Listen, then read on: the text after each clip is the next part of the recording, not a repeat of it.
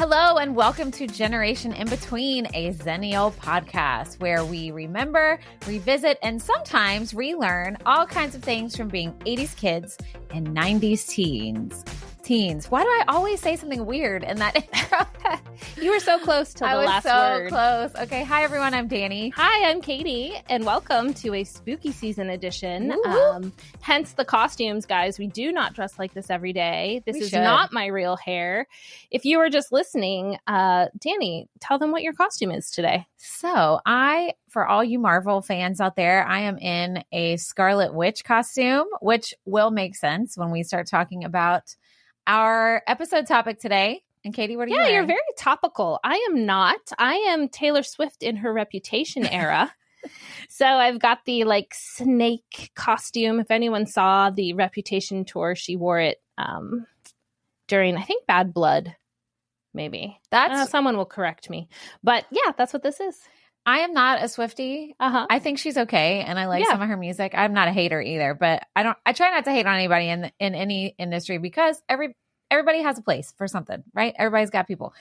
But I do like the most Taylor songs from an album I like is from that album. Yeah, Reputation's really good. That's one of my favorites. Yeah. Cool. So do you want to tell everybody what we are talking about today? I'm so excited. So first of all, apologies. We did not have an episode last week because I was sick and I'm still fighting a cold. I still have mucus. So watch out for germs this season, guys. They're nasty. I got a cold and it was the worst. It's never a good time to be sick, but you know how sometimes are worse than others. I was in the middle of vocal week for Christmas Carol and it's choral music. You can't fake your way through that. Plus, I was doing rehearsals for a play read I was in last weekend. And so I needed my voice. I needed it. And I had mucus. I had a sore throat and it was just terrible. And I was trying to fight through. And when Wednesday came around, I was like, yeah, no, I can't do 3 hours of recording. It's just my voice. So we did a rewind episode of Tales from the Crypt from last year. Somebody asked me why we don't have guests anymore. After they heard that one, or just in general? They were like, why don't y'all have guests anymore? It's mainly tech. I mean, even on that episode, which is such a good episode because of our guest. I'm not even patting myself on the back. Ben was just wonderful and it was so interesting and cool and spooky all at the same time. But even on that episode, I could hear some of the tech issues. I think we'll get to a season where maybe in the studio we can have some guests again. The remote stuff we've never gotten right. So, well, also here's the thing.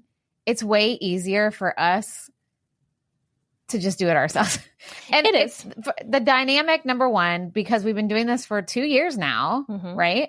I want to say December 7th is the 2-year mark. And we finally have a flow going. Plus, we record at a weird time for most people. Yeah. And it's just easier. It takes a lot more legwork.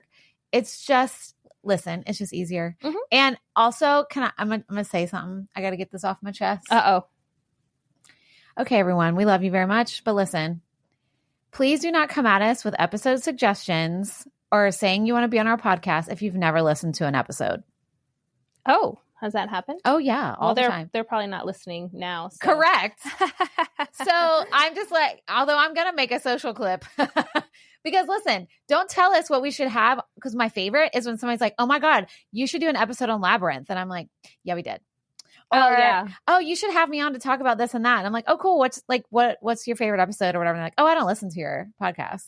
Yeah. Then what? You're not coming on. Right. Sorry. Because it's not just topical. It's a vibe. It's a vibe, dude. It's a vibe. Bruh, and we've been really lucky that all our guests get the vibe and are all of them we've had so far are listeners, except maybe my husband. What? He doesn't listen. I don't think. He watches some of the social clips and then he'll be like, what is that all about? So then I'll have to find it in the episode. Like the mistletoe one. I know Troy listens. Troy listens, but not to every episode. Yeah, that's fair. He's like, I can't listen to all of them. Well, and that's why I think it's fun that you can just pick and choose, especially new listeners we get now. I know. They have such a library. I think we're at over 135 episodes on there. A lot of those, not a lot of those, but some of those are Dawson's Creek.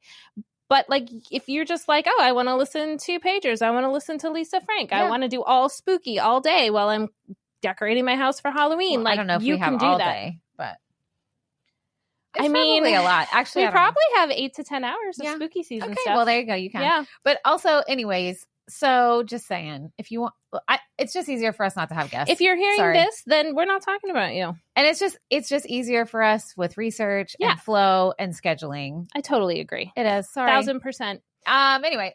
All right. So today I am dressed like a Scarlet Witch, but today we're going to talk about the Blair Witch. The Blair Witch. I'm so pumped. Project. So we rewatched, and now granted, you had seen this before. I have, yeah. Okay. So we're just going to talk. I have so much research on this.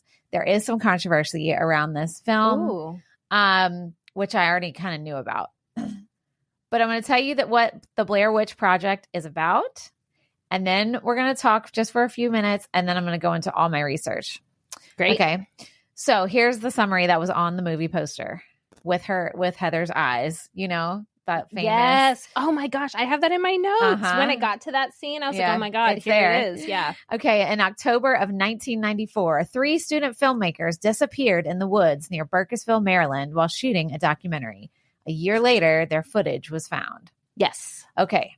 Do you remember when this came out? Yes. Okay. This came out in 1999, the summer of 1999. Yes.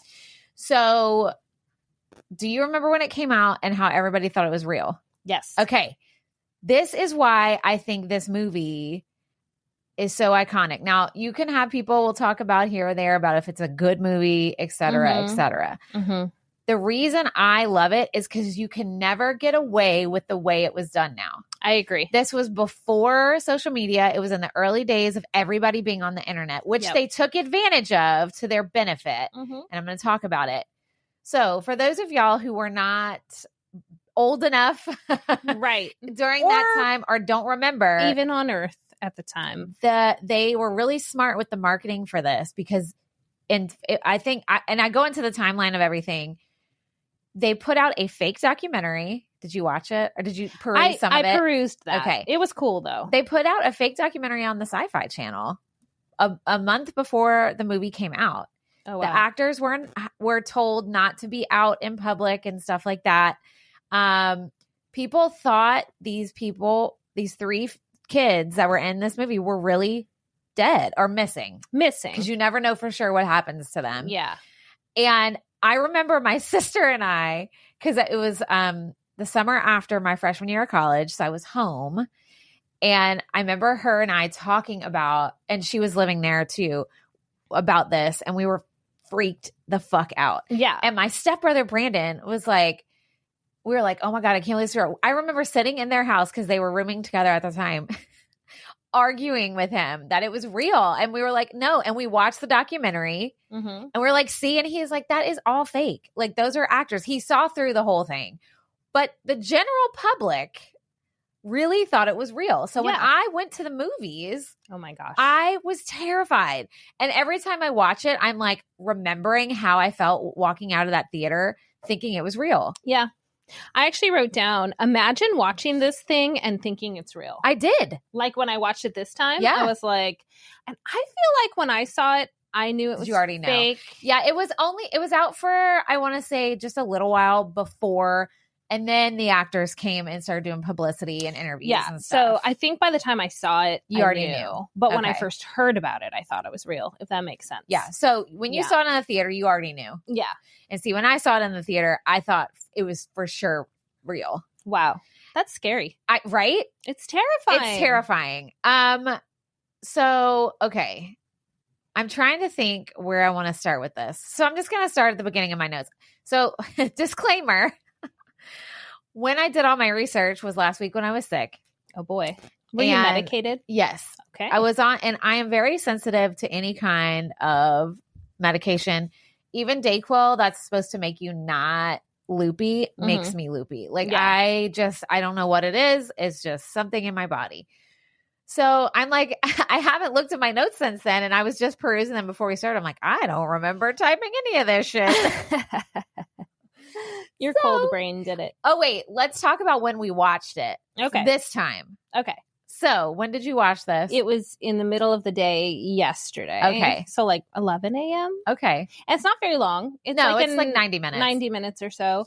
And I watched it. So it was like daylight and. Okay. I watched it during the day too, because I watched it when I was sick. And it's weird watching it during the day. Mm-hmm. Were you still scared? Not really. I know. It's not as scary. The part at the end where they go into like the building. Such a good ending. I got pretty scared there, forgetting it was like almost done. Oh, yeah. And then I was like, oh, it's over. Okay. That ending, we'll talk more about it later, is one of the best endings. I love open ending. It was good. Moments it was like a good that. ending. Yeah. Because like that lives. Now, there will be spoilers in this episode. Yeah. So, yes. If you haven't watched it, go watch it and then listen. Correct. If you don't want to know. If you like spoilers, some people do. And you just want to hear about it, here we are. That ending where he is in the corner. Mm-hmm. The ending's really good. Okay. I forgot how I like at that part, I forgot it was almost the end. Does that make sense? Yeah. And then when it ended, I was like, oh yeah. Yeah. I forgot that it ends right here. So yeah, that is like one good. of the best endings. All right. So this, like I said, was made in 1999. Well, made in 98, came out in 99. It was directed by two guys, Daniel Myrick and Eduardo Sanchez. And it starred Heather Donahue, Michael C. Williams, and Joshua Leonard, who played themselves. Yeah, I was going to say those were their names in the movie. Yes. Okay. I have information and then I have random facts. So feel free to throw in your thoughts about scenes, movies, etc. as we go. So this film was actually in the Guinness Book of World Records for the top budget box office ratio for a mainstream feature film. Because it was so cheap to make and made so much money? Yep. Okay. And that's going to be a big controversy coming up later, and you'll see why. The film cost $60,000 to make and made back $248 million. Jeez. Which is a ratio of $1 spent for every $10,931 made. Oh my God. Yeah. Whoa. That's quite a profit margin. So the actors actually were the ones filming mostly. Mm-hmm. They had no training, which a lot of people don't like watching Blair Witch because it's so bumpy. I said that. I said, what did I say? Camera work makes me, some word, but I think, dizzy. Because he had no idea how to use it. Like they just But I gave think it to him. that's what led to its I know. authenticity. And you know that scene where they're in the car and they're like looking at it? That was real. Wow. He's like, I really don't know how to do it. But the funny thing was, one of the video cameras used, because there were several, was bought at Circuit City. And remember Circuit City? Oh my God, Circuit City. And after filming was done, the producers returned it and got a refund. Stop. I'm serious. So that's not even coming out of their spending. That's not part of the $60,000 because they got that money back. Yeah, made their budget go even further. That's hilarious. And this film, like we were talking about, it made that found footage approach really popular. It popularized it. It didn't create it. There were lots of other movies that did it. But this is what opened the door for like Paranormal Activity and movies such as that. Right. There were 2 sequels made in 2000 and then 2016, but they were flops and they were not good. I remember watching the sequel. It's very disappointing. Really? Because you can't this was like a once in a lifetime kind of moment. You can't redo it. I agree. Like once the magic was gone, it was done. Yeah. And the way they went about filming it and all the things, you can't redo that. So anyway, let's talk about this director and how he got the idea. He actually grew up in Florida. Okay. He grew up around the swamps of Florida, which if you live here, you know. He said he kept having this idea of a stick figure hanging from a tree, like in the woods, swampy woods. And so Ed Sanchez, who was a friend of his from college at UCF. Hey, UCF. Yep. Go Knights. They worked together to write a 35-page treatment about 3 film students who head into the Maryland woods to make a documentary about a legendary witch. So it was just a treatment. There was no dialogue. There was no it was just basically the idea of what they were going to be doing. Okay. So they had 0 dialogue. They wanted it all improvised. Okay. Originally it was supposed to be 3 guys, but Heather's audition was so great that they cast her and said, okay, we have to have you in. I think that was smart. Well, I have a couple thoughts about it, but okay, it's maybe not now. It's maybe later. Yeah. And there has been some things said about that too, about her and the guys and all the things. But So what they did on their audition, they asked actors to improvise, and they said, pretend to be at a parole hearing and you're explaining to me why you should be let out of prison. Okay. What she did was look straight at them and said, I actually probably shouldn't be released. Oh, that's good. And they cast her. Now, I don't know what else she said, but that was the line that got That him. was the line that got her her. approach is what got her in the door there. And the way they did their audition call is they placed an open call in backstage. Mm-hmm. Okay. For what was then titled the Black Hills Project, a non-union production, which will matter, offering pay, travel, and meals. Pay was not specified. Okay. Just pay. I mean, $1 could be considered pay. Right. Before the shoot began, the actors were given a 1.5-page deal memo with one clause that seemed unlikely that actually came to bite them in the ass. Should the project net Haxon, which was their production company they formed, over $1 million, the actors were entitled to a 1% participation in profits in excess of $1 million. Okay. Okay. Right. That's a lot of money. Right. But they made a lot of money. Right. So what's the problem? And they also agreed for their real names to be used. Well, you'll see. Because they also did not sign things for other rights. So you'll see. Okay. There's a reason why you need to be protected by a union. Right. Just saying. Right. Okay. So the filmmaker said the footage they were going to shoot would have basically like 10 minutes of a fictional documentary about their character's disappearance while seeking evidence of the fable Blair Witch. Their idea for what they were going to do changed. Mm-hmm. The actors were told one thing and then it changed to being the focus of the film. It was supposed to be just 10 minutes and then they were going to hold on, shoot, I got lost in my notes and my thoughts. Mm-hmm. Hold on. Let me see what I wrote here. Okay. Sorry guys, the Dayquil came into my paragraphs and I'm like, what am I talking about? Yeah. Okay, so the actors were focused on pulling off this production that was fully improvised. They had to not only act, but they had to operate the cameras and sound equipment, which they were not trained on at all.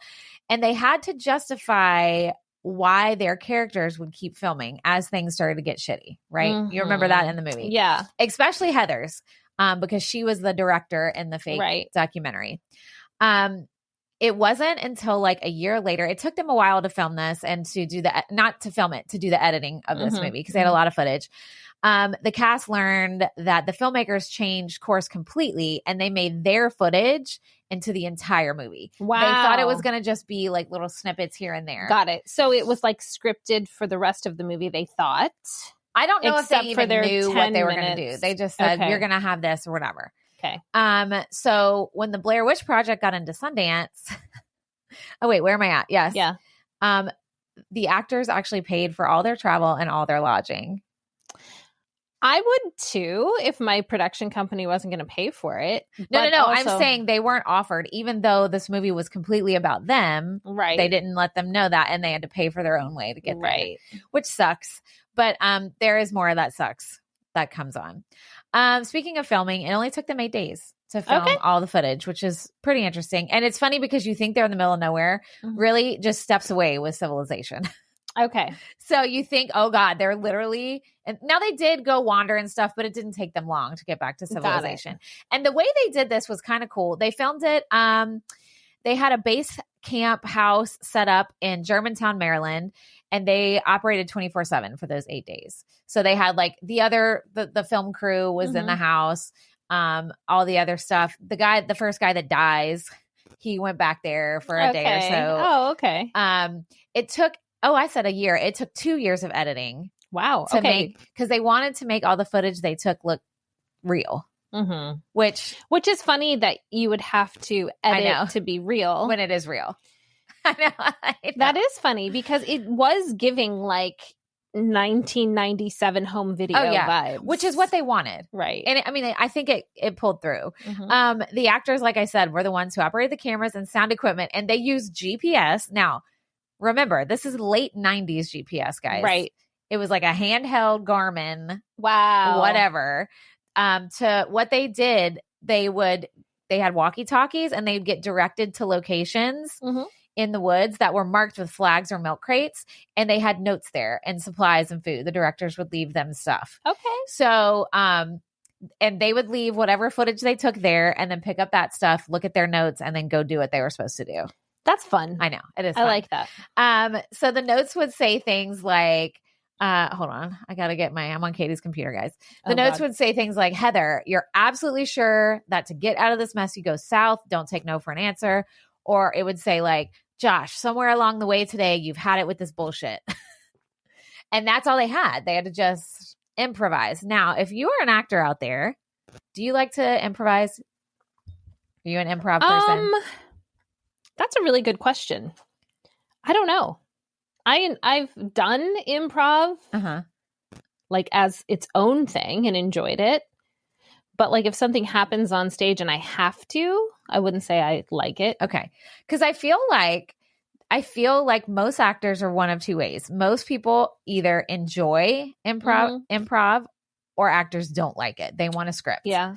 I think I like both if it's within the premise of it. So like if I know it's a scripted show, then I'm going to learn exactly. But you don't want to have to improv. But I want to have to improv. Got it. Whereas like if it's improv, then don't give me too much of a script. Like just give me the basics so that it can be what it's going to be. I think as long as like they don't cross boundaries. Well, because it's very different acting skill set, which if you're not an actor, it is a very different skill set, I think, with performing to perform from a script and then to perform improv, because improv is not just being able to make things up. Right. It is literally a skill you have to hone in on. Oh, yeah. And it's mostly about listening to the other person who's in a scene with you. Totally. And I noticed, because I've taken several improv classes, and I do enjoy improv, and I don't mind when shit goes awry on stage unless it's a prop falling on me, which happens quite a bit. The thing that you hate actually happens the most. I know. I don't mind improv. I like a good improv moment on stage that in a scripted time. I think it's fun because I think that's the joy of live theater. But I get why it causes some people anxiety, because when you are in a mindset of a scripted performance, to all of a sudden have to flip is weird. I think for me too, like I really, and I know you do too, I work really hard on my characters for scripts. So if I have to improv in the middle of a show, that's Katie having to think on her feet, and that throws me off. Oh. I have a lot of trouble getting back into character, like in the moment. Because the tricky part is improving as your character. Right.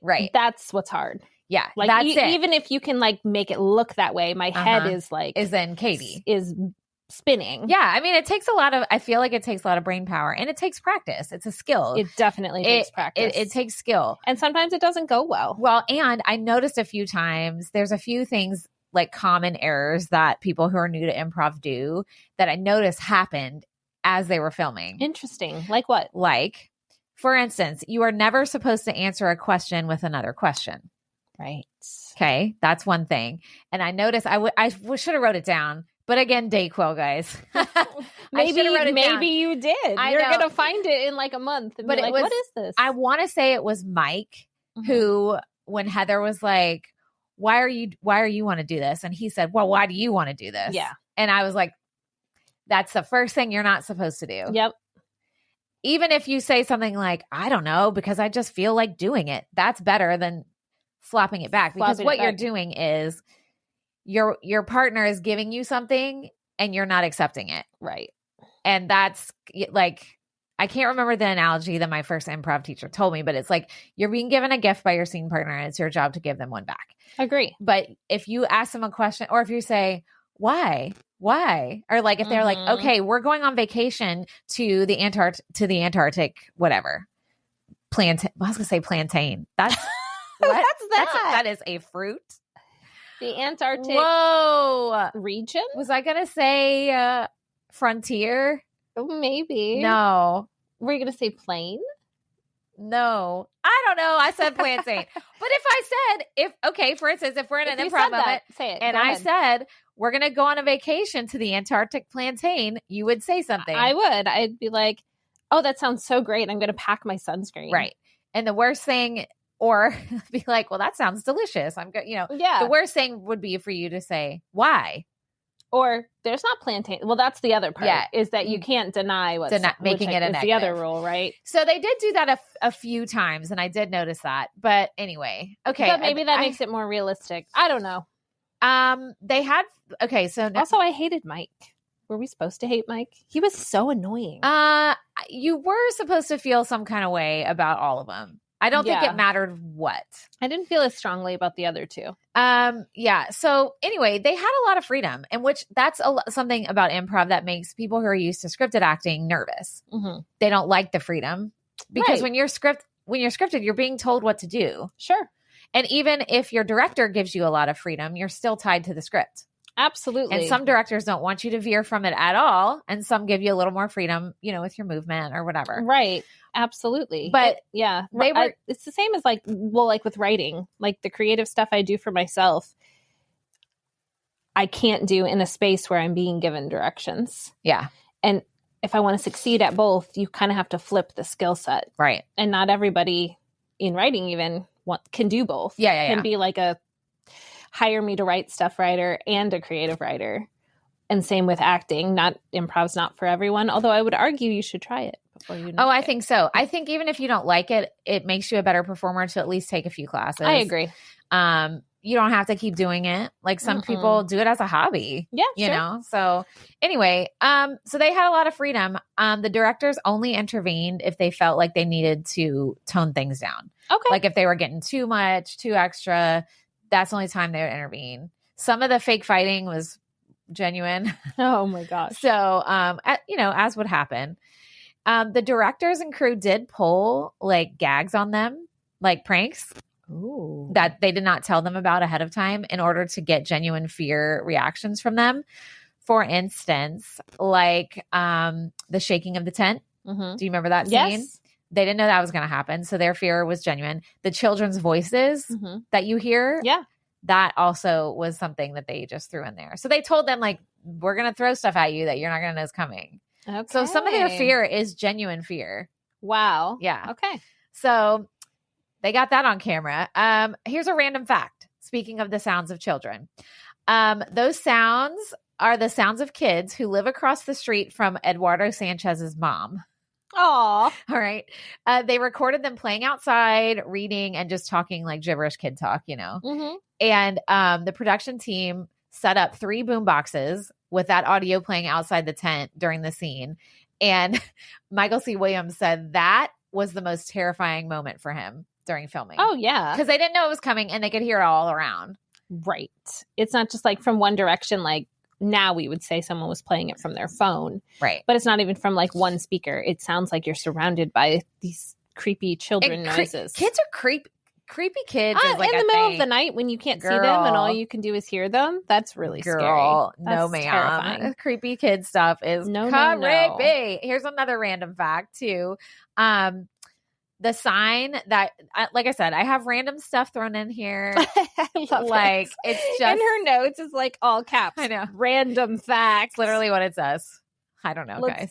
We don't know. It's organized chaos. That's what it is. The sign scene for Burkittsville at the beginning of the movie has been stolen 3 times, probably more since the time of whatever report I read. And one of those times was when the movie opened at the theater, in the local theater. People, it's a real sign. Burkittsville is a real place. That's what I was about to say. So is that a real place? Burkittsville, Maryland is a real place. And that sign was real and it keeps getting stolen. Okay. So, why not? Halloween pranksters. Okay. Speaking of the tent, although Heather, Mike, and what's his name? Josh, they had to pitch and take down the tent they slept in. They didn't have to carry it from location to location. So it wasn't really in their backpacks. It was other stuff. But they did have to put it up and take it down themselves. So when you see them filming that and they look kind of silly and clueless, that's valid. Okay.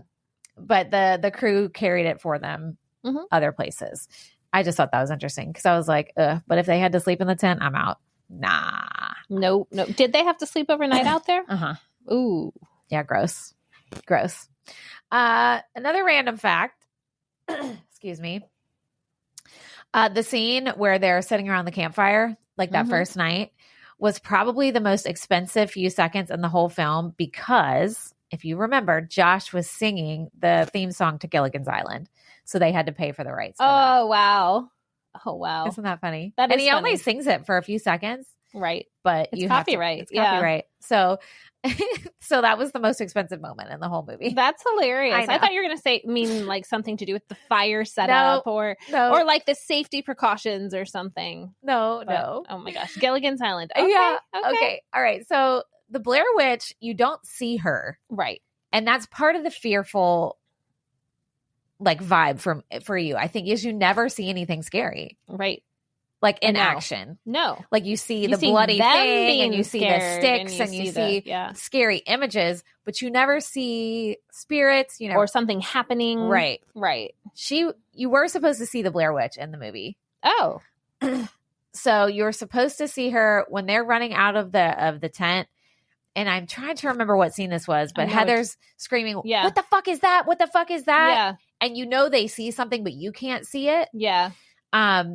The camera was supposed to pan to the left where you were going to briefly see a woman wearing a white gown way off in the distance. So you're supposed to just briefly see her. But whoever was filming forgot to do that. So the scene, they just didn't reshoot it because they figured, well, whatever. Like, we just totally forgot about the Blair Witch. Yeah. And I don't know. I couldn't figure out if it was one of the guys. Oh, right. Holding the camera or if it was one of their cameramen. Yeah. I'm assuming it was probably Josh or Mike. I think that's okay, though, because that makes the Blair Witch whatever you think she is in your imagination. Right. Which I think is much more scary. Although, like, a jump scare of, like, a woman wearing white off in the distance would have been scary, too. I just think it's funny that it wasn't, like, editorially. They changed their mind. It's like, no, literally, we just forgot. And we didn't know till later, and it was too late because, like, we weren't there anymore. Literally. So we didn't go back. That'd be me. If I was ever filming something, I'd be like, oh, whoops. Well, it's not going in. Not going in. Not going in. We're done. But another thing that film that was scary that you do see is after Josh disappears and they get that bundle and Heather undoes it. It's bloody and there's teeth and hair. Oh, God. That was so gross. Yeah. Hold on. I was trying. Okay. The scene where she does that, hold on. What did I type? Oh my God, y'all. Never again am I going to do research medicated. Oh, okay. So remember how she didn't open it right away and then she goes back? So the production designer, his name is Ben Rock. He was watching to see her reaction when she looked inside, but she didn't. She just threw it and didn't look at it. Oh, okay. And he was like, okay, shit. So he went back to the production team and was like, y'all, the bitch did not look at it. And they're like, okay, y'all, you're going to have to tell her to go back. So they had to tell her, go back, find a way to go back and make it make sense and look in it. Okay. And so that was a genuine thing. Like she was freaked out and didn't open it. Okay. And then they made her go back. The teeth inside were real teeth. What? Yep. They got them from Eduardo Sanchez's dentist. I thought you were going to say his mom because his mom just keeps popping up. And the hair in there was really Josh's hair. It was a clump of his hair. Ooh. Okay. Yeah. And they said also some of the teeth were from Castings Lisa Dane. Now, I don't know if it was like one of her teeth. I don't know what the fuck that was mean or she just had teeth laying around. But anyway, those were real teeth in there. Well, can you imagine this guy, Eduardo, going to his dentist being like, can I have some teeth? like, can I have some teeth? I'm filming this scary movie. Weird. And like, what if somehow you found out that you also had the same dentist as Eduardo? I know. And then do you like have a claim to your teeth in the movie? Like, are you like, I need some of that money because you used my teeth? Yeah. And I always forget how big teeth really are. Yeah, they are big. Because they go deep down in your gums. You only see the top little part, but the rest are really big. So I remember her opening up and I was like, that's a human tooth? All right. Are we sure this isn't like ginormous animal of some kind? I mean, we are animals. True. All right. Okay, and then Josh's hair. Okay. That makes sense. She's double checking my notes. Double checking. No, I just was remembering. Valid. I was like, which person's hair? But Josh's hair. Josh, the long hair guy. Okay. Okay. So the house at the end of the movie. Yes. Let's chat about this house. All right. Scary. Here's some real life facts about it. The house used as the Rustin Parr house for the end scenes was the Griggs house. It was located at Patapsco Valley State Park, which was 50 miles east of Burkittsville, where they did some filming. It was built sometime in the 1800s and then renovated in the early 20th century. The house was abandoned when they found it. It had been vandalized and kind of falling apart for several decades. And after they used it in the Blair Witch, the Maryland Department of Natural Resources announced in 1999 the house was going to be taken down because it was a public nuisance and a safety hazard, especially because so many people were going to find Now it. they're trying to get to it. And Yeah. it's dangerous. I mean, Of it was a course. hazard and it was, Like they probably shouldn't have been in there, let alone Right. random people all and the it's time. a state park property. So if somebody gets Right. hurt, they're held liable. Totally. But guess what happened? Blair Witch fans launched a fundraiser campaign and petition to save the house, and the state agreed to grant the Griggs house a reprieve pending further investigation. But guess what? The investigation found it needed to be condemned. Yeah, it was short-lived. I mean, they did get a reprieve and they waited. They investigated it more, and the state did, in fact, took it down. And they didn't tell anybody. They didn't have a public announcement. So they just hurried up and did it in 2000. I don't blame them. Yeah. I don't They didn't blame want them. the fanfare. And then like Blair Witch people laying there. I was going like, to say, you know, people like protesting inside coming the in house. costume Or, and, yeah. you know. No. So they think that probably happened because of all the trespassing in the house by Okay. ghost hunter teams and thrill seekers. And of course, souvenir collectors Yeah. who want a little bit, like a brick. A brick. I'm telling you. Yes. Please, Oh, someone bring me a gosh. brick. So the inside of the house, you know how you saw graffiti? A Mhm. lot of that was real. It was already there. Okay. But they did have to repaint some of the walls prior to shooting. The child handprints on the Mhm. wall, the bloody handprints, were made by two nephews of Of one of the, Eduardo? no, not Eduardo, Okay. production assistants. Okay. They got their nephews in this abandoned house. That's cute. I With mean, red is it- paint. Yeah, red paint. I don't know. I Press mean, them on the I think it's walls. kind of fun. Yeah, I mean, I don't know. Would you let your kid go in this creepy ass house and paint their hands bloody? If it was the middle of the day, sure. It's the middle of the day. I mean, I guess it depends where it is in the house. If it's literally walk Well, through it the was front door and do downstairs. it, yeah. It was, they saw Maybe it right not when they were then. going up the stairs. Maybe not then. Isn't that right? I think so. Yeah, I think you're right. Okay, this is just a totally random fact that I found that I thought was funny. The word fuck is used in this movie 154 times. Wow. I mean, it is in there a lot. I didn't even notice. I did. Because the first time I was like, oh, okay, yeah, I guess they do use that word in here. I And just then didn't even by, like, notice. I didn't mid-movie- think it was yeah. 154 times. I think it was. Yeah. I mean, no, it was. I just, I, You're like, I didn't notice. It's a fact, Yeah. but okay. I just didn't notice. I was like, I love it. okay. But I'm thinking too, though, if you were filming me in a scary situation, Mhm. I would say fuck way more times than Yeah, that. like if I was going through a haunted house, even though I know it's fictional, like a commercialized haunted yeah. house, not a real haunted. A real haunted house is another story. Listen. But a commercialized one where I know it's like scare actors paid, I would still say fuck all the time. Oh, yeah. so Yeah. let alone like in a film. Really? Yeah. Seriously. Anyway, I just thought that was funny because I do drop the F-bomb way too much. And I'm in a show with more kids, so I really have to rein it in. You got this. Thankfully, most of them know me and they're like, oh, Miss Danny. I'm They're like, "Yeah, she's sorry. harmless. Don't Sorry, worry about parents. her. I'm trying so hard. Okay. So let's talk about that iconic shot. And any thoughts you have, throw them Okay. in whenever. We can go, Go over. on. We'll go over Yeah. them at the end. If we but miss any, if we then miss I any. will. So that iconic shot of her close up. Oh yeah. So this is Oh, another so funny good. one. It was unintentional. It was not supposed to be filmed the way it was. Really? Yeah. She planned to have her whole face in the frame, Mhm. but she zoomed in the camera too much and didn't know. Right. But the directors thought that the closeness and like all her tears and her boogies like Mhm. falling out her nose and really added to like the realism of the Oh, scene. wow. So they kept it. I mean, it's iconic. Oh, I think if it was her whole face, like it wouldn't be. it as wouldn't be the memorable. same. And because it transmits the feeling of fear Mhm. that she's just trying to hurry up and record it. Right. And she's crying and she's snotty. She's not wiping her nose because she's so scared and she's Yeah. freezing. I mean, it's the best. It's really good. And what does she say? I think I wrote it somewhere where here we are, cold, hungry, and hunted. Yes. Ugh. Yes, that is what she said. So hunted. Hunted. Oof. Oh, I know. Okay. And also another fact about the house, again, randomly written. Heather and Mike were not told what they were going to find in the basement of the house when they got there. Ooh. So Mike was just told to run up and down the stairs yelling for Josh before he went to the basement and to keep Heather behind him as far as he could. Okay. That's all they were told. And then when Mike reached the basement, 2 production assistants grabbed him and said, just stand in the corner. So when Heather got there, they grabbed her, gently put her camera on the floor while gesturing her to stop screaming. And then that was it. That was how they filmed the scene. Okay. However,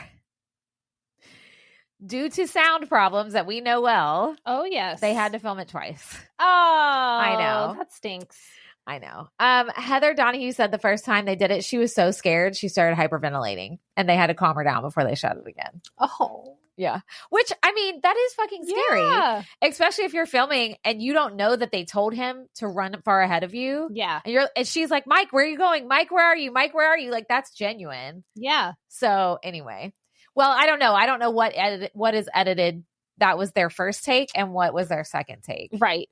Exactly. Because the sound is weird. It is weird. Because they're running around and it's supposed to be like, but can you imagine how scary that would be? That'd be really scary. Like, you just show up and he's in the corner and they just gently take the camera and put it on the ground and go, like, yeah, stop screaming. Oh my God. No, thank you. They did actually shoot several endings though. Okay. And you can find them on, I think they have them on YouTube. They used to have them on like the DVD. They would have the extra endings. They all happen in the basement. They had 2 versions of Mike standing in the corner. One, he was facing backwards, like you see, and then one he's faced forwards, so you see his face. Yeah, and one he's surrounded by hanging stickman. Ooh, yeah. I kind of like that. I know. One, Mike was dead and hanging from a noose, which I'm glad they did not have that. That's just too much. No, thank you. And then one, they had Mike levitating amongst branches and the stickman. That would have been cool too. I know. Now, I don't know how they would. I don't know. The way that they were filming it, how would they have done that? I don't know. But you can see 4 of those on the DVD or the Blu-ray. I feel like YouTube. When that first came out, that was a thing. I feel like maybe I've seen alternate endings. Yeah. But I think the one they picked was way better than all those. I agree. I think maybe that's less why is more. I didn't remember that was going to be the ending, because maybe I've seen all the endings. Maybe you saw the others. Yeah, but I do like the one they picked. Yeah, I think it's the creepy vibe of what you don't see. Agree. That is because your imagination gets the best of you. Yeah. Yeah. The actors actually, speaking back to improv, they were told to stay in character. So like they're not themselves in Blair Witch. They have their names, but they created their whole character, whatever. So they said, stay in character the whole time you're filming. Joshua Leonard said this: tensions got high, we got hungry, we got uncomfortable, and we hurt each other's feelings. So we came up with a safe word for whenever we had to break character and remind ourselves this was just a job. You know what their safe word was? Let me think. No, I don't know. Taco. Okay. But he said they regretted that by about day 3 because it kept reminding them how hungry they were. Right. Yeah. Right. One of my notes is when they were putting the food in the cart, and it's like the cinnamon. Oh, yeah. Yeah. And they like zoom in on cinnamon. And I was like, ew, but also spooky. I don't know why. Cinnamon is spooky? Yeah, kind of. I don't know. It's fall spooky-ish. That's so funny. Kay's like, cinnamon's so scary. You guys, just she just keep doesn't the like cinnamon. it. I'm going to any insult I can throw at cinnamon, I'm going to. You know what? I saw a funny, a pun costume that reminded me of cinnamon. This girl had on a bra over her clothes, and she had all these different spices in it, and it said Spice Rack. Oh, that's funny. That's really funny. I love me a pun costume. All right, moving back on. Okay, so let's talk about, did you look at the fake website I sent you? Yes. Okay. So 6 months before the movie came out, which is a long, or was it before the movie came out at Sundance? They had a whole fake website that came out. Wow. And y'all have to remember, this was in the late 90s. Mm-hmm. This was just in the beginning where the general public is starting to be online. Yes. Okay. So not everybody was, and not everybody could be online every day. It cost money every minute you were online. And even fewer people had the ability to know how to do a website. Yes, exactly. So, they had this whole website. You can still access it. We'll put the link in our show notes. Okay. And you can still access, I don't know how they did this, that it's still in its original format. Maybe they just redid it. But so many people thought it was real because, again, 6 months before the movie comes out, that's a long time, that a New York police officer who used to work in Maryland contacted the filmmakers and said he would help them look into this disappearance. What? Because of the website. Yeah. Not because of the movie. Right. Yeah. Wow. So of course they had to tell them like, oh, it's fake. This is like our marketing plan, et cetera, et cetera. I mean, they created an entire mythology about the Blair Witch. The Blair Witch myth did not exist. They created it. It's not like some lore from anywhere. They made it all up. They had pictures, they had background. You can see it. And this is also in their fake documentary. They came up with all this lore. Plus, they had all this information about the quote unquote disappeared filmmakers. Yeah. They had pictures of Heather and Josh and Mike and all this information about them. And this created this whole scariness before the film even came out. Right. And so the website was first. Okay. Then they had the documentary. A little while after that, the website created so much buzz at the Sundance Film Festival that at the very first screening, there was a line around the block of people waiting to see it. Wow. That is some wild marketing. I know. And like wildly good marketing. once it premiered at Sundance, Artisan saw like all the hype and they bought it. So Artisan Entertainment bought the movie and the rights to it. So once they bought it at the Sundance, they tried to play into that real life angle as much as they could, which is when they made the fake documentary that was on Syfy Channel. Artisan did? Yes. That makes sense. They told the actors not to be at the film premieres. They were even listed as presumed dead on IMDb, or I guess it's like presumed deceased. What? Yeah. Yeah. Are there a lot of people presumed deceased on IMDb? I don't know.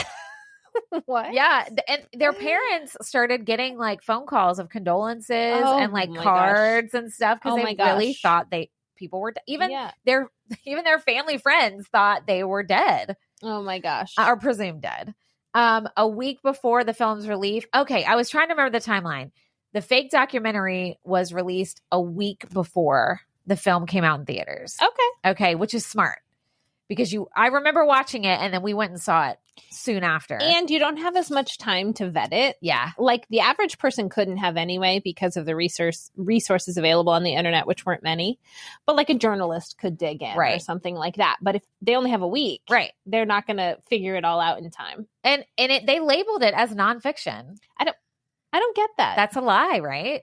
I mean, yeah. Yeah. But they labeled it as nonfiction. It was on the Syfy Channel. And granted, guys, this was before streaming.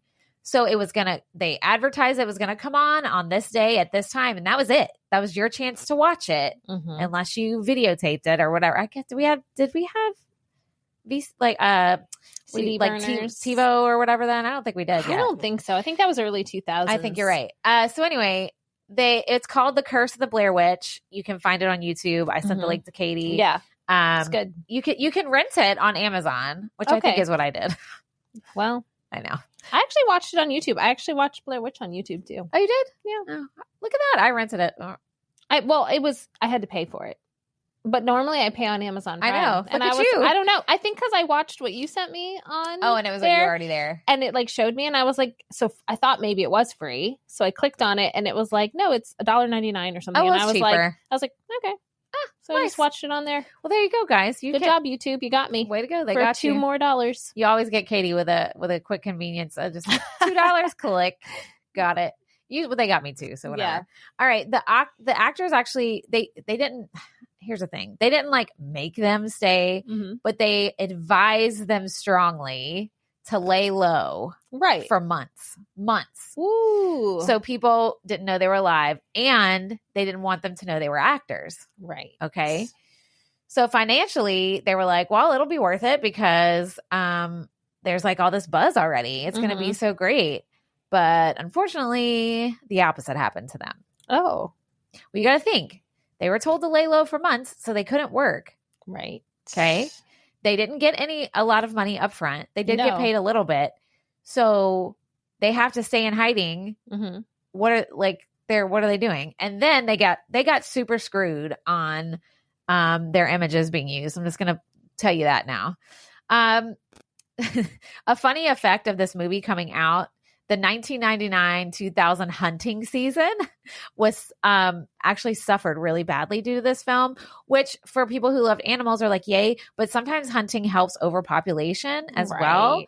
The movie was so popular that fans all over the country were hiking into the wilderness to shoot their own documentaries about whatever. So as a result, most of the wildlife was scared and didn't come out. And so I gotcha. Hunters couldn't hunt. It wasn't that hunters were scared and not hunting. Oh, no. It was because so many people were trying to. Other people were out there, therefore animals are scared, therefore nothing to hunt. Right. Got it. So, I mean, on one hand, if you love animals, you're like, yay. But on the other hand, I don't know if that caused an overpopulation problem. I don't know. Who knows? I don't like hunting. I think it's awful and terrible. So that's just my personal opinion. All right, moving on. I like to throw those PSAs in. You're like, and here we go. And just forget I said anything. Here we go. We're going to talk about some of the shitty stuff that happened to these actors. I can just imagine. I've never heard this for sure. So I'm excited to hear. No, it's not good. Okay. It's not good. Okay, so when the film hit 100 mil at the box office, Artisan, instead of sending the actors some big nice check, they sent them all a fruit basket. What? Yeah, I know. They still, when it hit 100 million, the actors still had not received a solitary dollar from Artisan at all. Wow. Yes. But here's the thing. They signed no contracts about their rights and all that, except for that one little thing I told you. They were not part of a union, and they were not compensated fairly for their work and the success that really they created mostly by themselves. I mean, they weren't just the actors. They were the crew. Yeah. I mean, they weren't the entire crew, but you know what I'm saying? They filmed and did sound. They were kind of the writers too. Exactly. Heather Donahue told a story in an interview about how her 1984 Toyota broke down on her way to a temp job right underneath a giant billboard advertising the movie. Wow. Yep. And then Michael C. Williams said his wife had a check bounce at the grocery store while the movie was sitting at number 1 in the box office. That's nuts. I hate that so much. Yeah, it's really bad. And the actors, I have more on this in a minute, have a lot of not good feelings about this movie. So I felt kind of shitty that I watched it again. Right. Because every time we watch it, they're not. Anyway. I paid to watch it. I know. So that's just a little bit of that. After Artisan dropped the whole "are they really dead?" I don't want to say persona, but vibe they had created. The actors started hitting the press circuit, doing interviews, going on things. Their sudden fame kind of made their slender bank accounts much more obvious because they're still not getting paid. Now they got paid for appearances and stuff, but that's not that much. No. So Heather said in a quote, "I had an interview with the Philadelphia Inquirer where I said something like, I am the poorest famous person in America right now. And Artisan reached out to tell me I couldn't say that." Yep. Well, because you got to think, Artisan, they had no binding ties to the actors.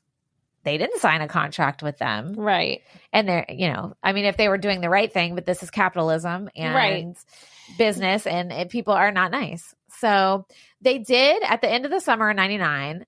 I know you're about to say something, but let me say this because it might answer your question. The actors received a modest performance bump, but it was in the low 5 figures.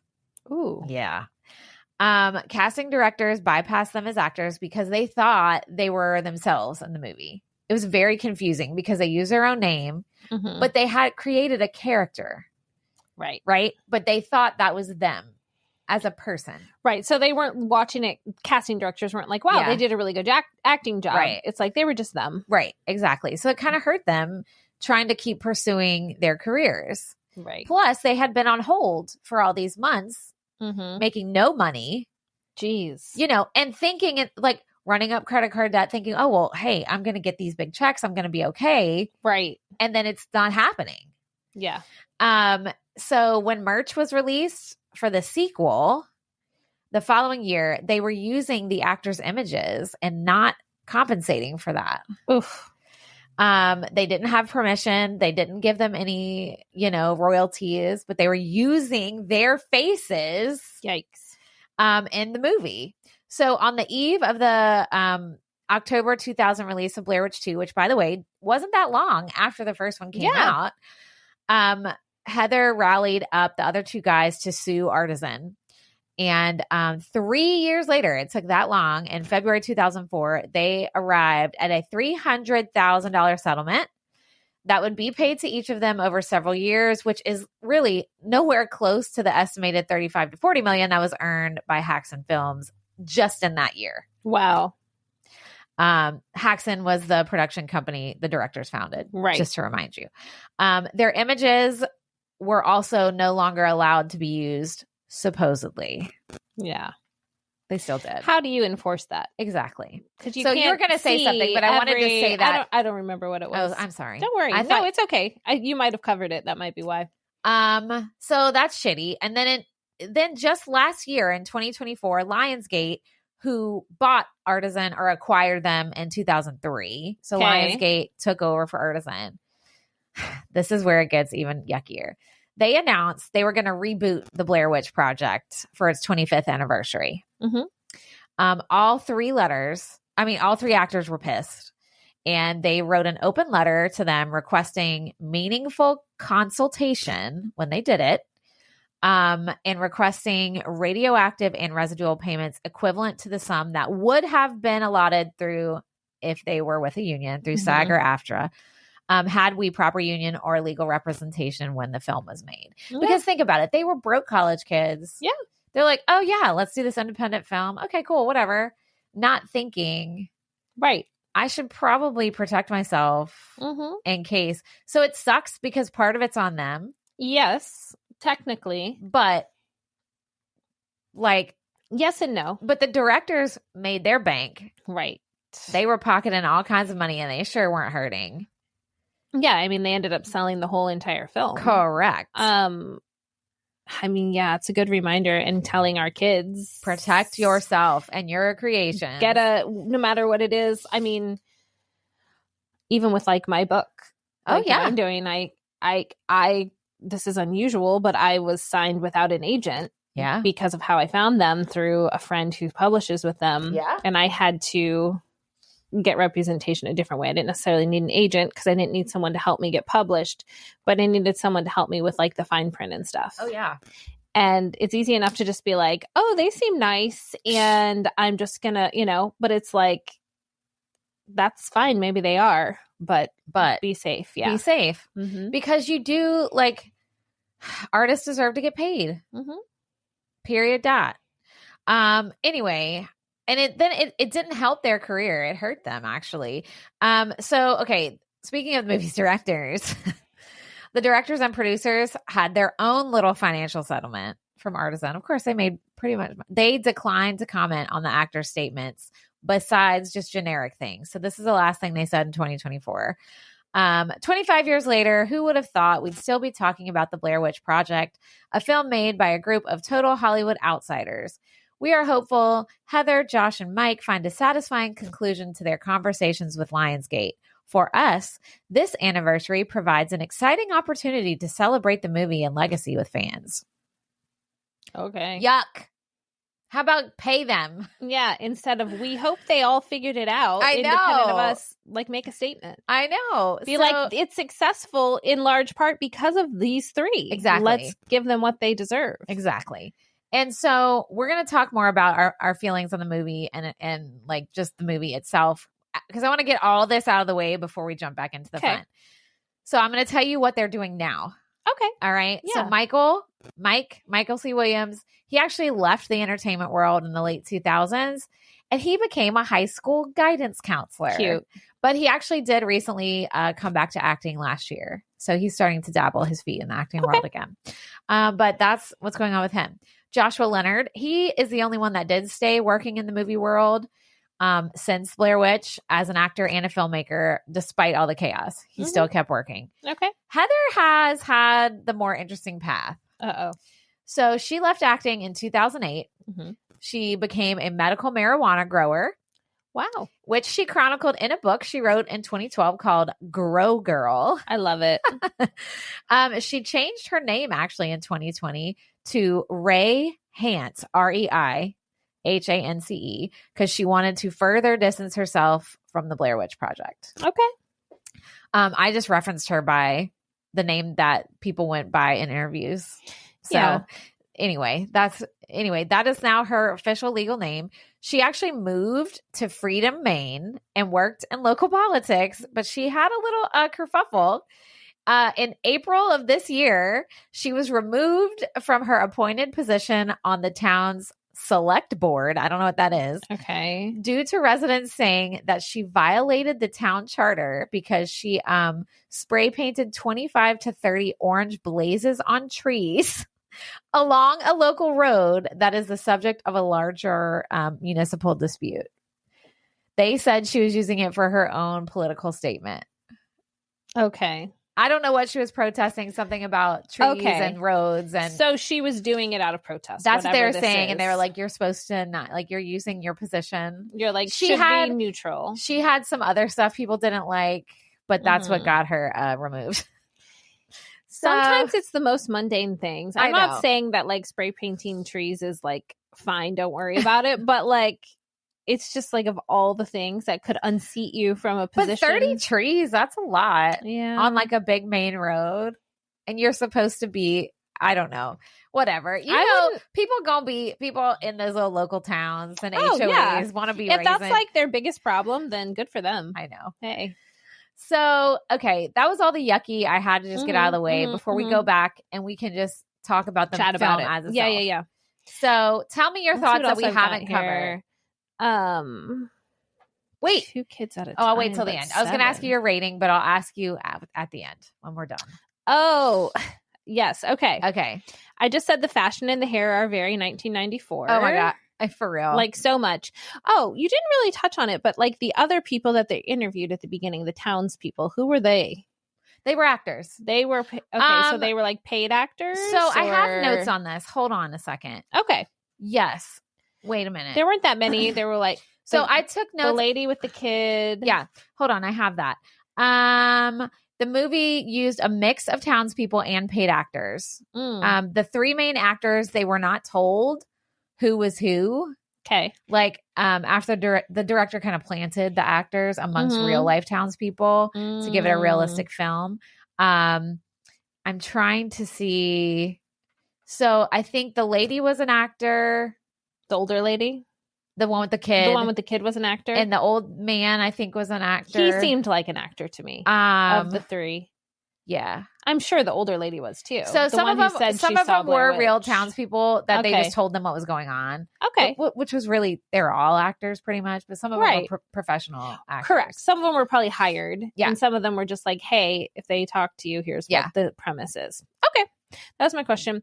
Oh, they were talking about how the witch or whatever, or the guy it was a guy who killed 2 kids at a time. But then they said 7 kids died.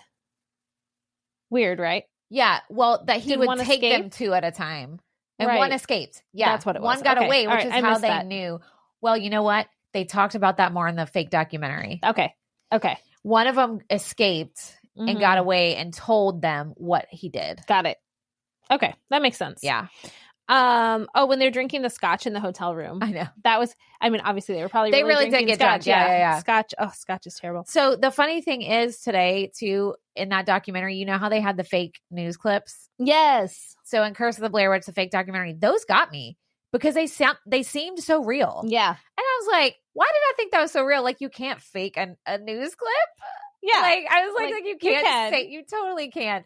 But I remember my sister and I watching it being like, oh my God, see, Brandon? It's on the news. Whatever news this is. But again, that's a product of the time because you couldn't go online and find news. No. Like daily news. Going like online at a certain time, the news came on. Yeah. Same with your newspaper. Yeah. The newspaper came at a certain time where it printed at a certain time of day. Yep. And that was it till the next one. I know. Yeah. So that's wild. That's wild to think about. They had a reference to Deliverance. Yeah. In the hotel room. That was kind of fun. The first time you see that Blair Witch like cross wooden thing hanging in the woods. So scary. That was really scary. And then I already said the camera work made me a little dizzy. And then the iconic part with her face and the flashlight. Oh, and then I just said, this is kind of my last note on this, is that I said, so kind of at the end, it felt like they were blaming Heather. Yeah, and you were supposed to feel like that. And so that was my thought when you said they added a woman. I'm like, oh, do we need someone to blame it on? Well, so we're going to add a woman? There is a lot of controversy about that. Is there? Uh-huh. And about how, like, she's kind of looked negatively upon because she's a woman in charge and she's so committed to her art. Yeah. And it made her look kind of bossy and, like... That reminded me of that Dawson's Creek when there's, like, the woman making the film and... Yeah, Dawson's being the same way, but they make the woman look all, I don't know. So that it didn't really hit me till the end. And I was like, oh, I see. So now we are supposed to walk away and be like, well, it was all Heather's fault. Right. Well, and there was supposed to be a romance storyline too, but it didn't follow through. I'm glad there wasn't. I know. I was like, I'm so glad that didn't pan out because yeah. And I didn't like Mike. I don't know. I know we weren't supposed to like, I mean, they did a good job making all of them a little bit unlikable because if anyone was in the position they were, especially as it went on, you would become unlikable they did because you would be hungry and tired. You're hungry and scared. I'm the worst. When I'm hangry, oh my God. Yeah. And like the worst of like human nature. Yeah. The worst of you comes out in dire situations. So you're supposed to. You're not supposed to like think they're great or heroic or anything like that. But I don't know. I really enjoyed it. It's hard for me to give it a rating now, though, that I know all the yucky stuff because now I feel negative. Well, I think it's okay. It. We have to just let the art stand alone. Okay. That's why I was like, I wanted to get that out of the way and then go back and remember because I think it's, it sucks because they were treated like crap. They did get some compensation, but a little too late. Right. And not what they should have gotten for what they did. I agree with you. But I mean, the movie in itself, I feel like is this cultural touch point in the horror genre, especially. And it is, I mean, there's all these iconic moments. And I think for people who weren't alive then or weren't old enough to understand that you could not do this again. Right. That's why the sequel was crappy. The whole air of mystery surrounding it was what made it so interesting. Yeah, I agree with you. Even once you knew it was fake, right? You were like, I can't believe we just thought that was real. You know what I'm saying? Totally. And like the collective public, y'all, like the collective public, because this was during a time, it was the last era of a time where entertainment was kind of in this, what do you call it? That word where we everybody was kind of watching the same things more so than more now. mainstream, and it was not as many things to watch or ways to watch or ways, like I said, the documentary came out a week before. The average person in a week wouldn't be able to figure out that it was fake. Right. It'd be hard for a journalist to do at that time, let alone like who have resources and time committed to it. Right. Yeah. Was anyone ever sued for false advertising or anything like that? I mean, it didn't really like, I guess it didn't really like hurt anyone. No, nothing that I found. I couldn't find anything about that, but I was like, that again, that could never happen today. Right.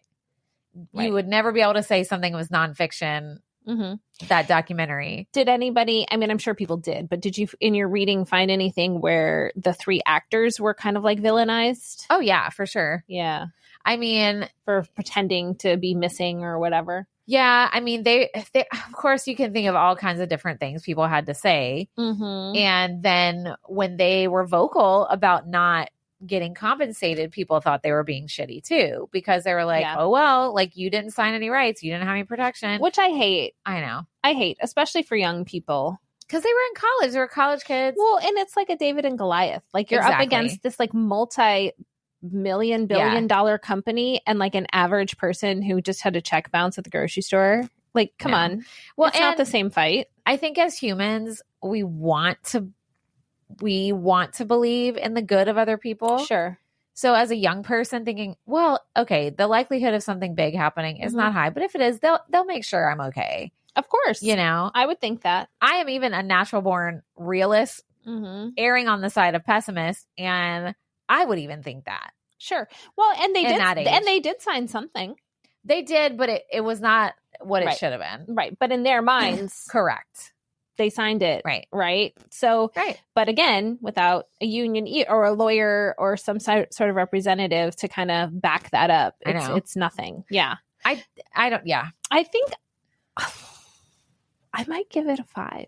Oh my God, y'all heard it here first. I think I'm going to give Blair Witch Project my first 5. Whoa. Yeah.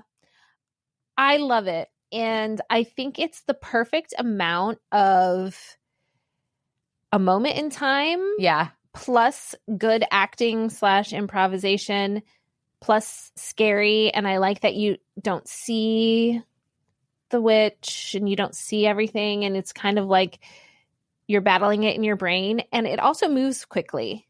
Like, I think it's just the perfect length. Too much longer would just be like, okay, we get it. And each scene kind of like moves quickly into the next. And the editing was really good. Yeah, I'm gonna give it a 5, guys. All right, look at that. It's here. 5. I give it a 5 too, which is not surprising, but yes, I give it a 4.8 because Lost Boys gets my 5. But Okay, that's fair. That's fair. I will say, I think the scariest part of this whole movie is that what you don't see, and it plays on the whole concept of being lost in the dark in the woods. And the boogeyman is after you. I was thinking that when I was watching it, that like, it's like, even if there was no Blair Witch lore, right, and you're just lost in the woods and you don't know how to get out and day goes into day, like that is terrifying. Terrifying. Let alone if you think there's a spirit out there or something after you, or, you know, like one person in their group is now missing, like what happened to them? And I think it does a good job playing on the very human things that we could maybe put ourselves in those shoes. Oh, for real. Getting lost or something. Yeah. Especially at that time. Because like you said, no, our GPS wasn't what it is today. Cell service wasn't what it was where we could just look stuff up and figure out where we are. But technology was decent. And when they went out in there, they trusted that. They trusted that it would be no problem finding their way back out. Well, they had a map. Well, yeah. Well, until remember got what kicked happened into the river. But I told you, I hate Mike. What a jerk. Mike. Well, I think you're supposed to, like, they're losing it. They're Correct. losing. Because he laughs about kicking the map. Right. They're losing it, which is going to happen. They're tired. They're hungry. Right. They're terrified. You're going to start losing your mind. And then all this scary shit happens. And then one of them disappears. And then they hear him screaming. Like, yeah. And they did a good job on playing on like the real stuff that you could be like, I could see that happening. And then the supernatural stuff combining. And even as a watcher going, well, are they just hearing things because they haven't had enough to eat and they're tired and they're exhausted and scared? Or like, is there something they're hearing? I know. You know, so I just thought it was really did a good job. I really liked it. And I can't believe I'm going to say this. I would probably watch it again. I know. I would probably watch it again. And maybe I will. Now, I will say this. So this is the first time you rewatched it since it came out? Yeah, unless it was like on TV in college or something. But yeah. So it's been a while. Yeah. So last year, Troy and I rewatched this because I want to say he had never seen it. Okay. And so we watched it and we watched it at night with all the lights off and it was so terrifying. It was still super terrifying. Yeah. This time I watched it in the daytime by myself and it wasn't as scary. The effect, it was still good. The effect was not there. So I will rewatch it, but I'm going to give it a few years. Okay. Because, and I do think watching it during the day takes away some of the fun. It does. It really does. I really think a scary movie needs to be in the dark at night. Totally. It does not have the same, and scary movies, effect. And this is coming from me, who has been watching them all basically this way. Scary movies aren't the same when you watch by yourself. They're not. I can watch some films like dramas or even comedies and really enjoy them just like on my own. But I think a scary movie is meant to be shared. Yeah. Because you feed off the energy of the people you're with or their reactions or jump scares or whatever. And so when you're watching it alone, it's kind of like, It's like, me. It's like, I don't know. I guess I'm scared. Should I be scared? Because if the person next to you seems scared, then you're more scared. So it's definitely not the same experience watching it without someone. It's not. But I think, I did write, Heather can do some good screams. Oh, she's a good screamer. She's a really good screamer. I'm not a great screamer, but I be screaming on roller coasters.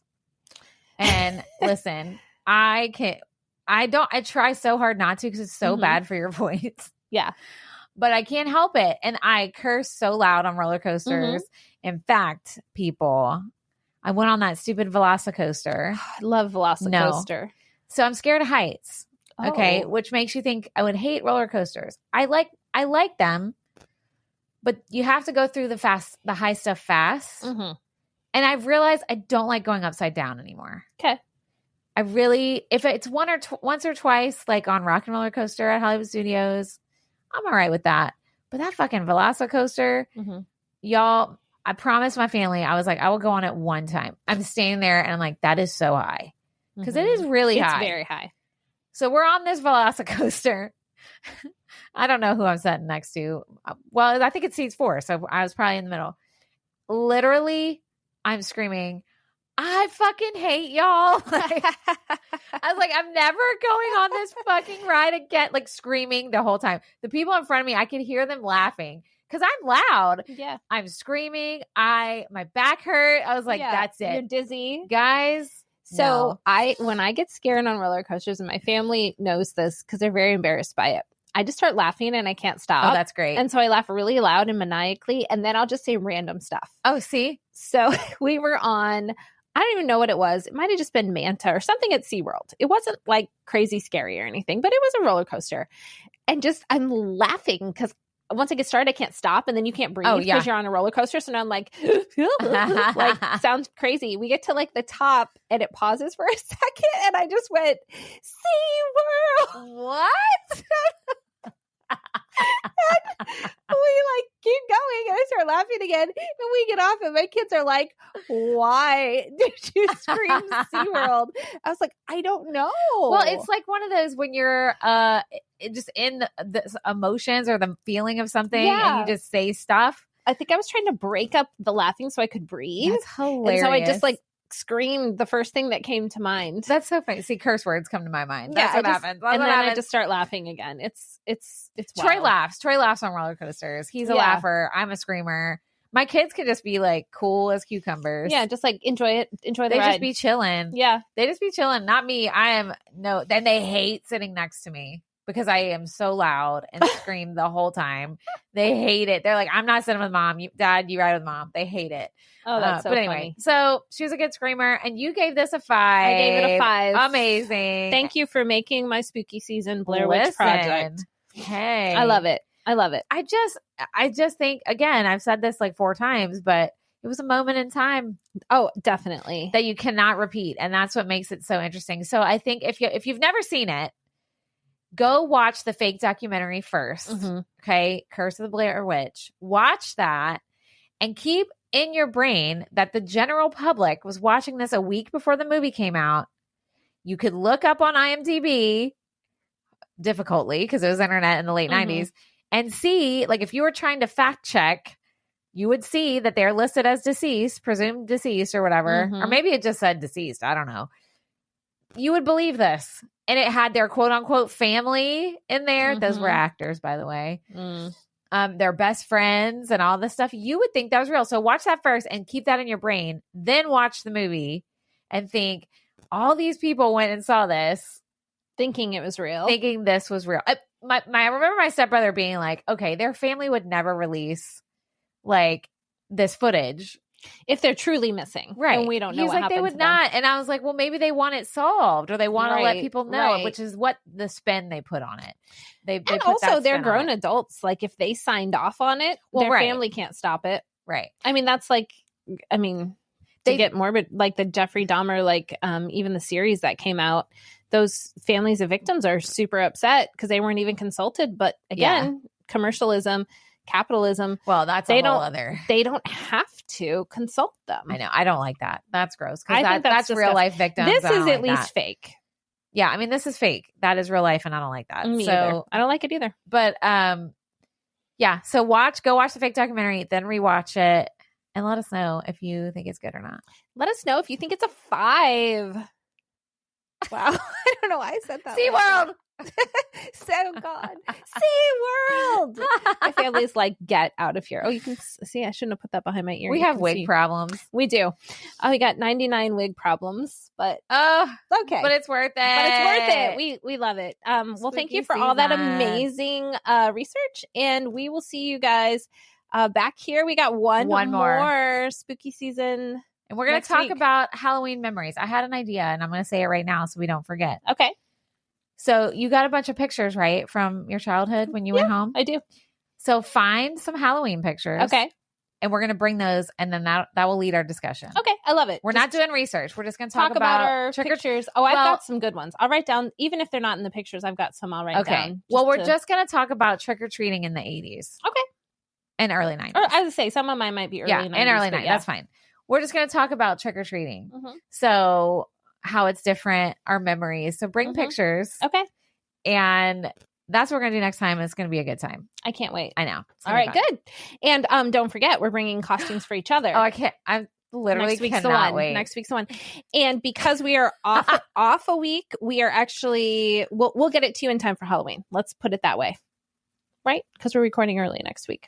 I don't think it matters. Doesn't matter because it'll come out after and it'll just be memories. It's fine because we're talking about memories. Yeah, I think it's fine. Remember Halloween? It was Friday. Okay, yeah, I like it. That's fine. Okay, keep the spooky season going even longer. Why not, guys? Why not? Okay, sounds good. Well, all right, thanks for tuning in, and we will see you next time on Generation in Between. Bye.